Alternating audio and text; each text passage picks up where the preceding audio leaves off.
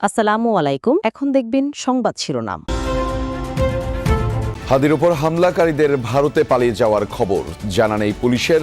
Motorcycle মালিক সহ 6 জনকে আটক। নির্বাচিত সরকারের প্রথম দায়িত্ব হবে আইন শৃঙ্খলা পরিস্থিতি নিয়ন্ত্রণ, বললেন তারেক রহমান।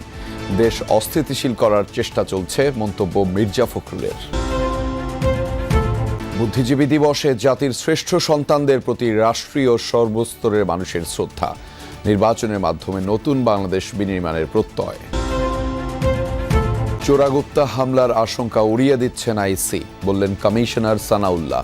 অনুপ্রবেশকারীদের ব্যাপারে রাজনৈতিক দলগুলোকে সতর্ক থাকার আহ্বান।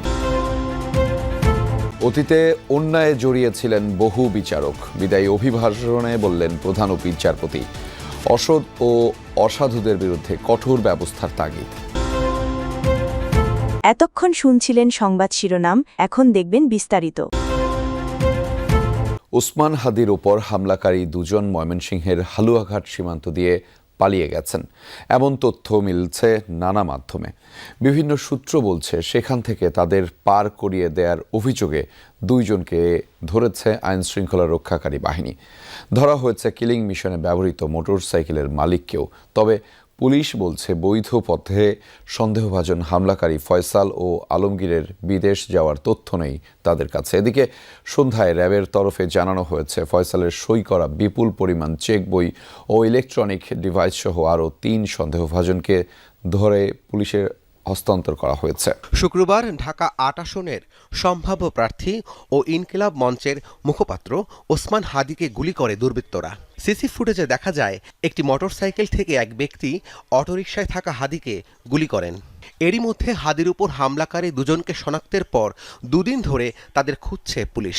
শুটার ফয়সাল ও মোটরসাইকেল চালক আলমগীর কি আদৌ দেশে আছে কিনা তা নিয়ে প্রশ্ন থাকলেও পুলিশ বলছে তাদের গ্রেফতারে অভিযান চলমান। ঢাকা মেট্রোপলিটন পুলিশ হামলাকারীদের গ্রেফতারের জোর প্রচেষ্টা চালিয়ে যাচ্ছে।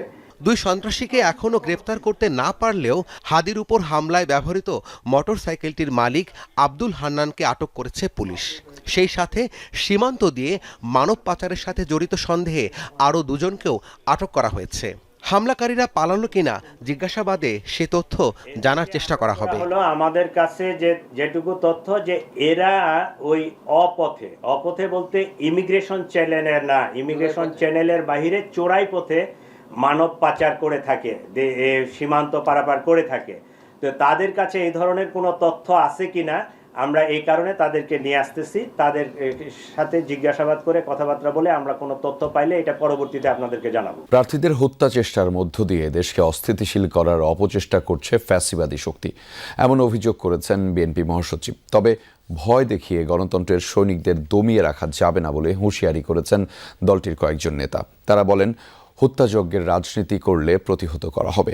রাজধানীতে বুদ্ধিজীবী দিবসের আলাদা অনুষ্ঠানে বিএনপি নেতারা বলেন, একটি দল নির্বাচন বানচালে, আরেকটি দল বিভাজনের রাজনীতির চেষ্টা করছে। বুদ্ধিজীবী দিবস উপলক্ষে রাজধানীর ইঞ্জিনিয়ার্স ইনস্টিটিউশনে আলোচনা সভার আয়োজন করে বিএনপি। বিজয়ের দ্বারপ্রান্তে থাকা বাংলাদেশকে মেধাশূন্য করার নীল নকশায় হত্যা করা হয় জাতির সূর্য সন্তানদের। পাক হানাদার বাহিনীর সেই বর্বরতার ইতিহাস আর তাদের সহযোগী রাজাকার বাহিনীর কথা তুলে ধরেন বিএনপি নেতারা। তাদের ষড়যন্ত্রের জবাব দেব, তাদের ষড়যন্ত্রকে ব্যর্থ করে দেওয়ার মাধ্যমে।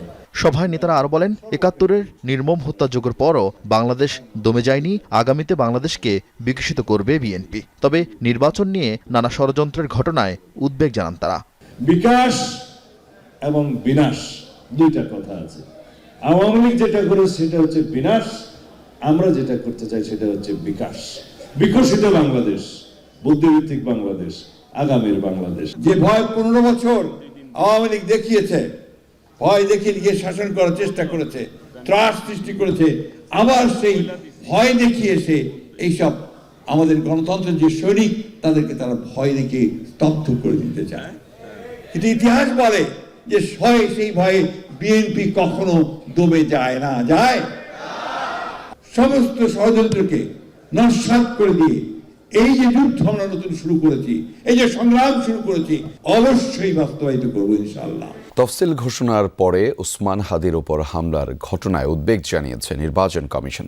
তবে ভোট বানচালে নাশকতাকারীদের উদ্দেশ্য সফল হতে দেয়া হবে না, নির্দিষ্ট সময়েই হবে নির্বাচন, দৃঢ়ভাবে জানিয়েছেন কমিশনার আবুল ফাজল মোহাম্মদ সানাউল্লাহ। বলেন, চোরাগুপ্তা হামলার শঙ্কা থাকলেও তা প্রতিহত করতে আইনশৃঙ্খলা বাহিনীর শক্ত অবস্থান রয়েছে।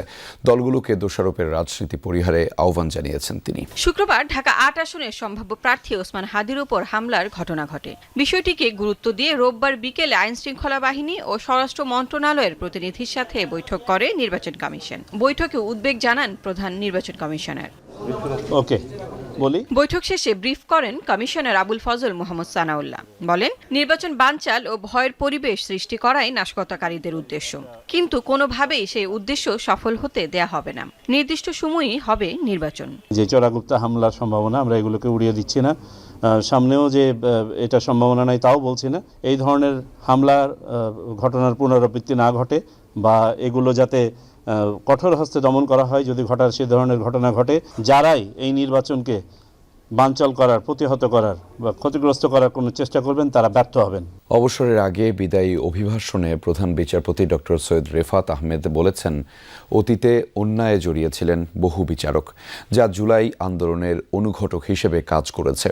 পদোন্নতির জন্য রাজনৈতিক পদলেহন থেকে বিচারকদের বিরত থাকার আহ্বান জানিয়েছেন প্রধান বিচারপতি। অসৎ ও অসাধু বিচারকদের বিরুদ্ধে কঠোর ব্যবস্থা নেয়ার আহ্বানও জানিয়েছেন সৈয়দ রেফাত আহমেদ। বিচারকদের সুযোগ সুবিধা বাড়াতে তাগিদ দিয়েছেন সরকারকে। ছাত্র জনতার অভ্যুত্থানের ৫ দিন পর পদত্যাগ করেন তৎকালীন প্রধান বিচারপতি ওবায়দুল হাসান সহ আপিল বিভাগের ৫ বিচারপতি। আমি সৈয়দ রেফাত আহমেদ। এরপর ১১ আগস্ট প্রধান বিচারপতি হিসেবে শপথ পড়েন সৈয়দ রেফাত আহমেদ। কর্তব্য পালন করিব। প্রধান বিচারপতি হিসেবে তার ১ বছরেরও বেশি সময়ের দায়িত্বে বিচার বিভাগে এসেছে আমূল পরিবর্তন। তার হাত ধরেই বিচার বিভাগের দীর্ঘদিনের আকাঙ্ক্ষা পৃথক সুপ্রিম কোর্ট সচিবালয়ের যাত্রা শুরু হয়। দেশের ২৫তম প্রধান বিচারপতি হিসেবে ২৭ ডিসেম্বর অবসরে যাচ্ছেন সৈয়দ রেফাত আহমেদ। অবসরে যাওয়ার আগে বিদায়ী অভিভাষণে সারা দেশের বিচারকদের উদ্দেশ্যে বিচার বিভাগের স্বাধীনতা, দায়বদ্ধতা ও ভবিষ্যৎ চ্যালেঞ্জের কথা তুলে ধরেন প্রধান বিচারপতি। আমাদের বিচারকগণ যে পরিমাণ মামলা নিষ্পত্তি করেন তা আমার কাছে সবসময় অবিশ্বাস্য মনে হয়েছে। জয়ের উৎসব পরিণত হলো বিষাদে। অস্ট্রেলিয়ায় ইহুদিদের ধর্মীয় অনুষ্ঠানে বন্দুকধারীদের চালানো হামলায় প্রাণ গেছে কমপক্ষে ১১ জনের, আহত হয়েছেন অন্তত ২৯ জন। তাদের বেশিরভাগই ইহুদি সম্প্রদায়ের। পাল্টা হামলায় নিহত হয়েছেন এক বন্দুকধারী। ২ সন্দেহভাজনকে হেফাজতে নিয়েছে নিরাপত্তা কর্মীরা। অস্ট্রেলিয়ার ৩০ বছরের ইতিহাসে সবচেয়ে ভয়াবহ এই হামলায় শোক জানিয়েছেন প্রধানমন্ত্রী অ্যান্থনি আলবানিস। সিডনির এই সমুদ্র সৈকতে ধর্মীয় অনুষ্ঠান পালন করছিলেন ইহুদি ধর্মানুসারীরা। অংশ নিয়েছিলেন অন্তত ১০০০ খানেক মানুষ, কিন্তু হাসির উৎসব মুহূর্তেই পরিণত হয় শোকে। বন্দুক দিয়ে অতর্কিত হামলা শুরু করে একাধিক ব্যক্তি। গোলাগুলির শব্দে আতঙ্ক ছড়িয়ে পড়ে পুরো সৈকতে। শুরু হয় ছুটোছুটি, গুলি, হট্টগোল, চিৎকারের শব্দে রীতিমতো বিভীষিকাময় হয়ে ওঠে পরিস্থিতি। আনুমানিক ৪০ থেকে ৫০ রাউন্ড গুলি ছোড়ে অস্ত্রধারীরা। হামলার কিছু সময় পরই ঘটনাস্থলে পৌঁছায় নিরাপত্তা কর্মীরা। রক্তমাখা একাধিক মৃতদেহ পড়ে থাকতে দেখা যায় সৈকত জুড়ে।